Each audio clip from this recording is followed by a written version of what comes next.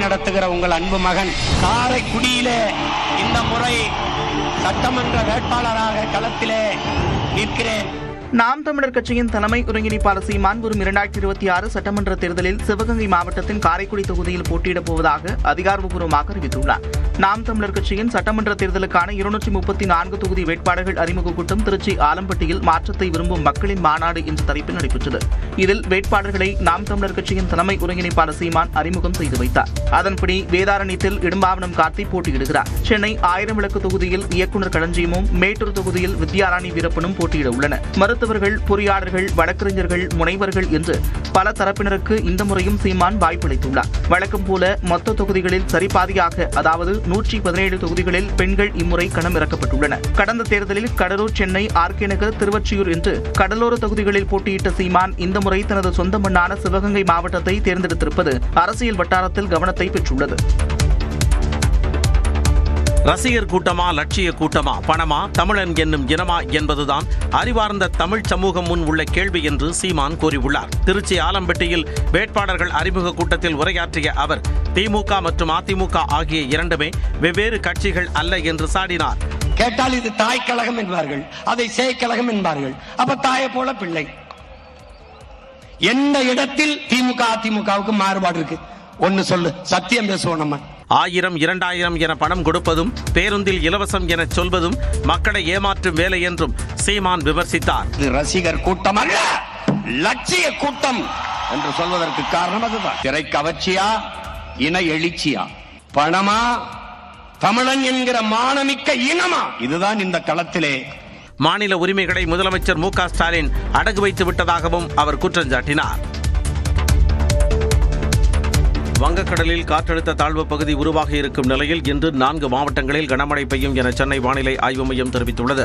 இந்திய பெருங்கடல் மற்றும் அதனை ஒட்டிய தென்கிழக்கு வங்கக்கடல் பகுதிகளில் நிலவிய வளிமண்டல மேலடுக்கு சுழற்சி காற்றழுத்த தாழ்வு பகுதியாக உருவாகி இருப்பதாக வானிலை ஆய்வு மையம் கூறியுள்ளது. இது மேற்கு வடமேற்கு திசையில் நகர்ந்து தென்மேற்கு வங்கக்கடல் மற்றும் அதனை ஒட்டிய பூமத்திய ரேகைக்கு அருகில் உள்ள இந்திய பெருங்கடல் பகுதிகளில் அடுத்த 24 மணி நேரத்தில் வலுப்பெறக்கூடும் என்று கணிக்கப்பட்டுள்ளது. இதன் காரணமாக தேனி, திண்டுக்கல், மதுரை, விருதுநகர் ஆகிய 4 மாவட்டங்களில் இன்று இடி மின்னலுடன் கனமழை பெய்யக்கூடும் என்று தெரிவிக்கப்பட்டுள்ளது.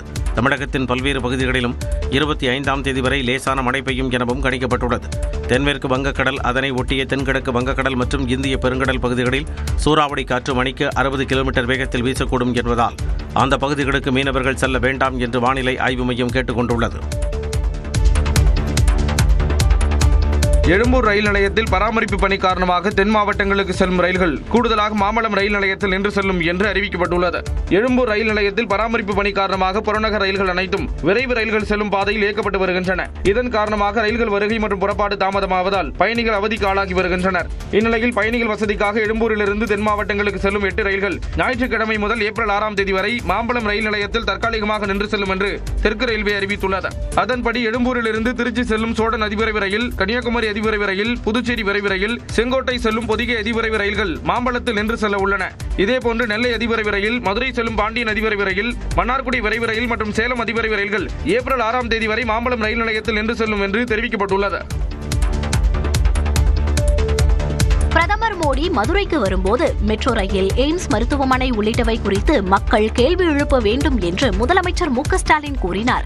மதுரை உத்தங்குடியில் என் வாக்குச்சாவடி வெற்றி வாக்குச்சாவடி என்ற தெற்கு மண்டல திமுக வாக்குச்சாவடி முகவர்கள் மாநாடு நடைபெற்றது.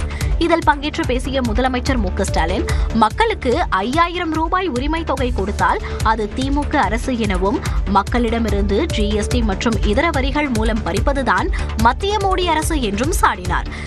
நாம ஸ்வீட் சர்ப்ரைஸ் கொடுத்ததுல மக்கள் மகிழ்ச்சியாக இருந்தாலும் அடுத்து அவங்க உடனே போனது வங்கிகள் இருந்து பணத்தை எடுக்கத்தான். அதுக்கு என்ன காரணம் தெரியுமா? ஒன்றிய அரசு மேல இருக்கக்கூடிய பயம். எங்க அந்த 5000 ரூபாய் ஒன்றிய அரசு எடுத்துக்குவாங்களோன்னு பயந்த மக்கள் தேர்தல் காலத்தில் மக்கள் திட்டங்களை தடுக்க அதிமுகவும் பாஜகவும் இணைந்து சதி செய்வதாகவும் முதலமைச்சர் மு.க. ஸ்டாலின் குற்றம் சாட்டினார். நாம் பழனிசாமி மாதிரி பயந்தாங்குழி இல்ல.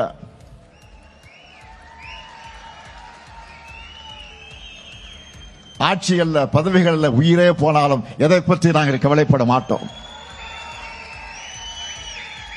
என்ன வழக்கு போடு, நாங்கள் பார்க்காத மிசாவா, நாங்கள் பார்க்காத தடாவா? அமைச்சர்கள் மீது வழக்கு போடுவது, ரெய்டுகளை நடத்துவது என தொடர்ந்து ஆட்சிக்கு அழுத்தம் தருவதாகவும் குற்றம் சாட்டினார். முதலமைச்சர் மு.க.ஸ்டாலினால் தமிழகம் தலைகுனிந்து நிற்பதாக அதிமுக பொதுச் செயலாளர் எடப்பாடி பழனிசாமி குற்றம் சாட்டியுள்ளார். 2026 சட்டமன்ற தேர்தலை முன்னிட்டு மக்களை காப்போம், தமிழகத்தை மீட்போம் என்ற 2ஆம் கட்ட பரப்புரை பயணத்தை அம்பத்தூரில் எடப்பாடி பழனிசாமி தொடங்கினார். அப்போது உரையாற்றிய அவர், தமிழகத்தில் இதுவரை ஒரு நிரந்தர டிஜிபியை கூட நியமிக்காதது ஏன் என்று கேள்வி எழுப்பினார். சட்டமன்றத்தில் பேசினேன், பதில் இல்ல. பல பொதுக்கூட்டத்தில் பேசினேன், இதுவரைக்கும் முழுமையான பதில் இல்ல. ஆக நிர்வாக திறமையற்ற அரசாங்கம் என்பதற்கு இதுவும் ஒரு சான்று. திமுக ஆட்சியில் இதுவரை ஒரு புதிய மருத்துவக் கல்லூரி கூட திறக்கப்படவில்லை என்றும் குற்றம் சாட்டினார். திமுக ஆட்சியில் போடப்பட்ட புரிந்துணர்வு ஒப்பந்தங்கள் தான் இப்ப பயன்பாட்டுக்கு வந்து இன்றைக்கு தொழிற்சாலையுடைய உற்பத்தி பெருகி இருக்குது. அண்மையில பக்கமா விளம்பரம் கொடுத்தாங்க. திமுக ஆட்சியில் அனைத்து துறைகளிலும் விஞ்ஞான ஊழல் நடைபெறுவதாகவும் குற்றம் சாட்டினார். நாம் தமிழர் கட்சியிலிருந்து 234 தொகுதிகளுக்கும் வேட்பாளர்கள் அறிவிக்கப்பட்டிருக்கிறார்கள். இந்த படையை வழிநடத்துகிற உங்கள் அன்பு மகன் காரைக்குடியிலே இந்த முறை சட்டமன்ற வேட்பாளராக களத்திலே நிற்கிறேன். நாம் தமிழர் கட்சியின் தலைமை ஒருங்கிணைப்பாளர் சீமான் வரும் 2026 சட்டமன்ற தேர்தலில் சிவகங்கை மாவட்டத்தின் காரைக்குடி தொகுதியில் போட்டியிடப் போவதாக அதிகாரப்பூர்வமாக அறிவித்துள்ளார். நாம் தமிழர் கட்சியின் சட்டமன்ற தேர்தலுக்கான 234 தொகுதி வேட்பாளர்கள் அறிமுக கூட்டம் திருச்சி ஆலம்பட்டியில் மாற்றத்தை விரும்பும் மக்களின் மாநாடு என்ற தலைப்பில் நடைபெற்றது. இதில் வேட்பாளர்களை நாம் தமிழர் கட்சியின் தலைமை ஒருங்கிணைப்பாளர் சீமான் அறிமுகம் செய்து வைத்தார். அதன்படி வேதாரண்யத்தில் இடும்பாவனம் கார்த்தி போட்டியிடுகிறார். சென்னை 1000 விளக்கு தொகுதியில் இயக்குநர் களஞ்சியமும், மேட்டூர் தொகுதியில் வித்யாராணி வீரப்பனும் போட்டியிட உள்ளனர். மருத்துவர்கள், பொறியாளர்கள், வழக்கறிஞர்கள், முனைவர்கள் என்று பல தரப்பினருக்கு இந்த முறையும் சீமான் வாய்ப்பளித்துள்ளார். வழக்கம் போல மொத்த தொகுதிகளில் சரிபாதியாக, அதாவது 117 தொகுதிகளில் பெண்கள் இம்முறை களமிறக்கப்பட்டுள்ளனர். கடந்த தேர்தலில் கடலூர், சென்னை, ஆர்கே நகர், திருவொற்றியூர் என்று கடலோர தொகுதிகளில் போட்டியிட்ட சீமான் இந்த முறை தனது சொந்த மண்ணான சிவகங்கை மாவட்டத்தை தேர்ந்தெடுத்திருப்பது அரசியல் வட்டாரத்தில் கவனத்தை பெற்றுள்ளது. ரசிகர் கூட்டமா, லட்சிய கூட்டமா, பணமா, தமிழன் என்னும் இனமா என்பதுதான் அறிவார்ந்த தமிழ் சமூகம் முன் உள்ள கேள்வி என்று சீமான் கூறியுள்ளார். திருச்சி ஆலம்பட்டியில் வேட்பாளர்கள் அறிமுக கூட்டத்தில் உரையாற்றிய அவர், திமுக மற்றும் அதிமுக ஆகிய இரண்டுமே வெவ்வேறு கட்சிகள் அல்ல என்று சாடினார்.